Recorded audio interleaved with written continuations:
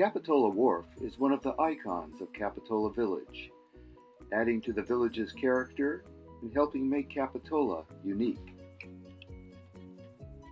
Whether on a sunny day at the beach, in the fog, from the air, or from the sea, the wharf is usually in the picture.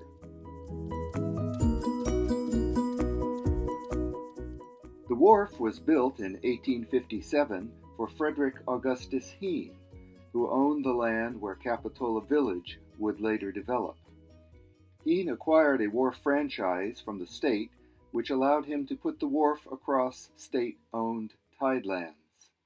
Later the term wharf lease would be used. The wharf predates Capitola and was originally called Soquel Landing. Lumber, shakes, pickets, and other wood products from the hills behind Soquel were shipped by water to San Francisco and other markets. In 1869, an average of 200,000 feet of lumber per month were shipped. Leather, paper, and various agricultural products were also loaded from the wharf onto coastal steamers and schooners. The middle 1870s marked an important turning point in the wharf's history. Camp Capitola was established as a summer seaside resort, and the railroad line was built. As a result, recreational fishing started to become important, and the railroad began to take some of the wharf's shipping business. In the 1880s, an Italian fishing village was established near the foot of the wharf. The fishermen used the wharf to launch their boats. Small coastal freighters continued to dock at the wharf occasionally, at least into the 1930s, but by then it was, rather ironically, to deliver rather than pick up lumber. No history of the Capitola Wharf would be complete without mentioning George Mitchell. Born in Iowa, he had never seen an ocean until he got to California, but then fell in love with it. He was involved with the wharf for 50 years, starting in the middle 1890s. He was wharf manager for Henry Allen Rispin and eventually bought the wharf lease. There are still plenty of fish to be caught from the nearby waters, but in the early 1900s, some of the catches were truly amazing. In 1913, George Mitchell went out in his little boat and caught 135 salmon in one morning. There are about 75 in this picture, which was taken from around the same time. In 1895, a man named Emil Gerlach of San Francisco came to Heen with a proposal to build a wave-powered electric generator on the wharf. Heen was building his big hotel at the time and was intrigued by the possibility of having energy for electric lighting, then the latest thing. The machine had paddles that hung down where the waves would strike them. The idea was that these would turn a flywheel, which would then operate the generator. It was an expensive undertaking and had a number of investors. By the spring of 1896, however, things were not going well. Eventually, the failed experiment was dismantled and removed from the wharf.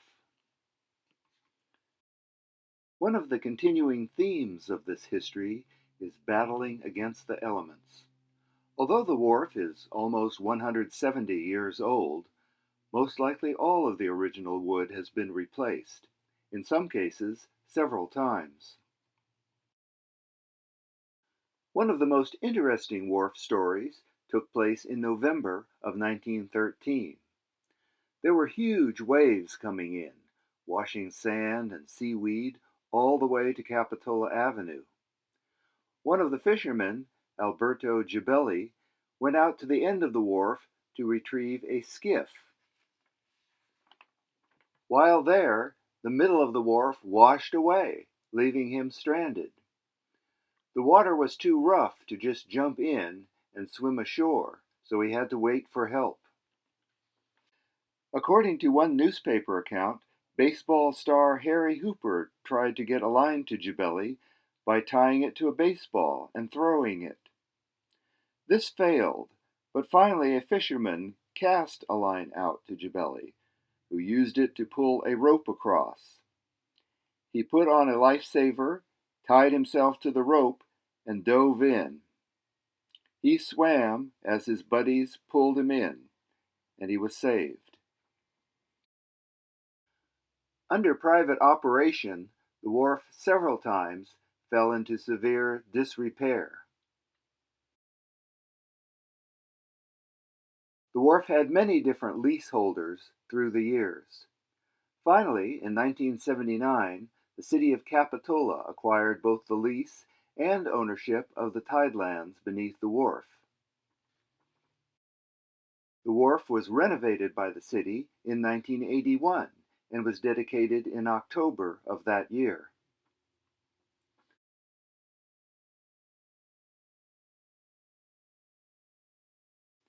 In 1982, buildings for a restaurant and shop were added.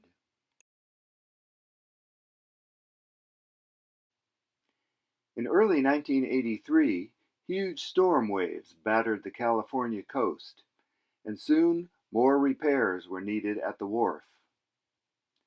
A boat nose was added to make it more resistant to wave attack. In the early 2000s, the wharf was renovated again and a new gate added. A plaque honoring Harry Hooper was placed at the entrance, noting that the beach next to the wharf has long been known as Hooper's Beach. Today, the wharf is immensely popular with fishermen, bird watchers, walkers, joggers, and sightseers, and is used by both locals and visitors.